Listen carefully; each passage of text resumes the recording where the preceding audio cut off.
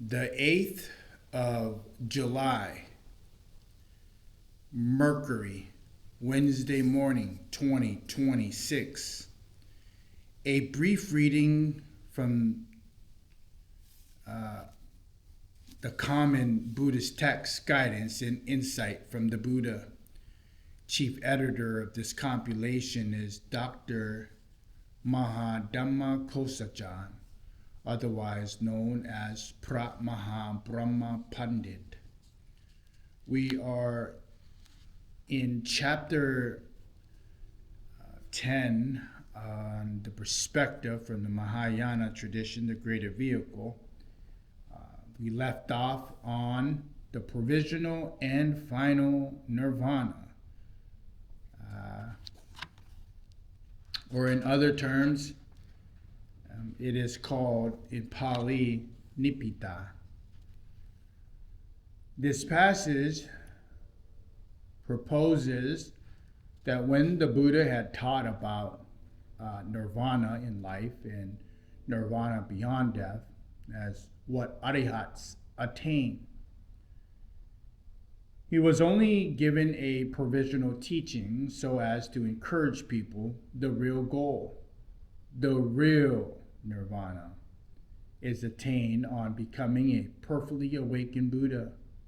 Thus, there is only one vehicle which will take all the highest goal, not three vehicles leading to becoming an arihat, a solitary Buddha, or the accumulation of a bodhisattva path, or the person on the perfection of their paramis and perfectly awakened Buddhahood.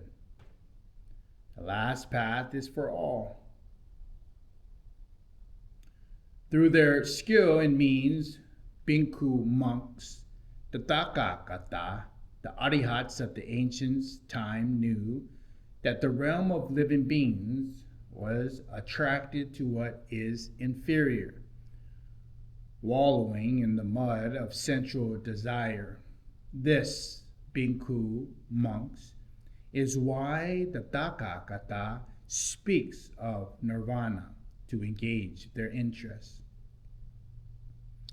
Bhikkhu monks, it is as if there were a difficult forest path 500 leagues in length, and that there were a large group of people who wanted to travel this path to obtain a great treasure.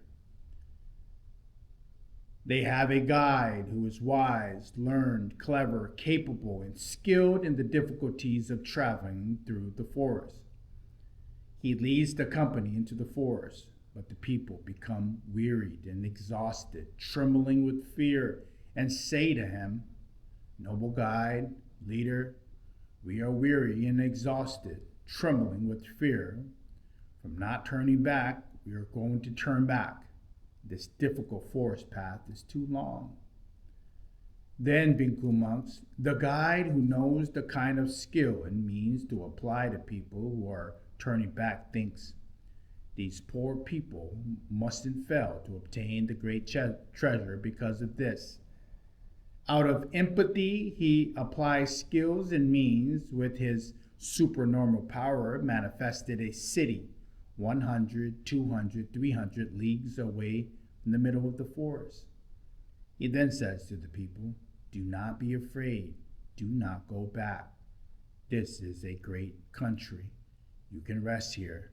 You can do whatever you need to do here. You will attain nirvana here. Take a stroll here and rest. When you have done what you need to do, you can go on to the great treasure." Then, bhikkhu monks, those people astonishingly, miraculously manage to travel the difficult forest path and say, "We are free from this difficult forest path, and we will dwell here in nirvana." Then, bhikkhu monks, those people enter the city which had been manifested by supernormal powers and know that they have arrived. They know that they were saved. Then the guide thinks they have been rescued from turning back. And when he sees that they have rested, he makes the city which he had manifested by means of his supernormal powers disappear. When he has made it disappear, he says to the people, "Come, good people, the great treasure is nearby. I only manifested this city in order that you could rest." In the same way, Bhikkhu monks, the Tathagata, the Arihat, the perfectly awakened Buddha is your guide and the guide of the living beings. This, Bhikkhu monks, is how the Tathagata, the Arihat, the perfectly awakened Buddha sees things. There is a great, difficult forest path of the defilements which is to be set out on, traversed, and conquered. If they hear about the single path of the Buddha, they would not take it seriously. They would not attain final nirvana and pass beyond. Mastering this path of the Buddha involves many hardships. The Tathagata, therefore, having seen the weakness of living beings, like the guide, manifests the city with his supernormal powers for living beings to rest in. Then when they have rested, he tells them, the city is a manifestation. In just this way, monks, Bhikkhu, the Tathagata, the Arihat, the perfectly awakened Buddha, though his great skills and means, he taught and manifested 2 stages of nirvana along the way for living beings, so that they can rest. These are the stages of the disciple, the stage of the solitary Buddha. When living beings attain these stages, monks, the Tathagata declares, "Monks, you have not accomplished your aim. You have not done what need to be done, but you are close. Bhikkhu monks, you should examine the understanding of the Tathagata closely. Bhikkhu monks, you should consider it carefully. Your nirvana is not, in fact, nirvana. The Tathagata, Bhikkhu monks, the Arihats, the perfectly awakened Buddha, has declared there to be 3 vehicles as an application of skills and means. So I say to you now, Bhikkhu monks, arouse your vigor and energy. You must attain the knowledge of omniscience. You have not yet reached nirvana. When you attain the knowledge of omniscience, the 10 powers and the qualities of the victorious ones, when you bear the 32 bodily characteristics of the Buddha, you have reached nirvana. The guides teach in this way and proclaim nirvana so that living beings might rest. When they know that they have rested, they lead them all on to nirvana, to the knowledge of omniscience. This is cited in the Saddharma-puṇḍarīka Sūtra, ch.7, translated from Sanskrit.